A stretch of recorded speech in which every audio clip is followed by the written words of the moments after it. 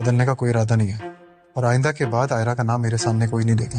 بس میں چاہتی ہوں کہ یہ ساری مشکلیں ایک ہی ساتھ مول لوں تاکہ سلسلہ ہی ختم ہو جائے۔ میرے جتنے بگڑے ہوئے سدھرا نہیں کرتے، میرا جس راستے پر چند قدم چلنے کے بعد اتنی تکلیف ہوتی ہے وہ راستہ ہی بدل لینا چاہیے۔ قسم سے موت آ جائے لیکن کوئی کسی کے دل میں نہ ہے۔ جب سے کامیاب زندگی میں آئے زندگی آسان نہیں ہے میری، قسطوں میں مشکلیں مشکل لگ رہی ہیں۔ زندگی کا سب سے مشکل راستہ کسی کے دل تک پہنچنے کا راستہ ہوتا ہے۔ میری زندگی ہے تو، کیسی دل لگی ہے تو۔ جی دوستو، کامیار کی حالت کافی بگڑی ہوگی۔ آئرہ اس سے ملاقات کرنے جائے گی۔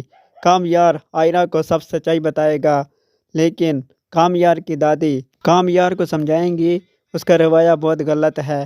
کامیار آئرہ کی شکل بھی نہیں دیکھنا چاہتا، اور دوسری طرف ڈاکٹر صاحب آئرہ کو سمجھا رہے ہوں گے جو رشتہ دل کو تکلیف دے اسے چھوڑ دینا چاہیے۔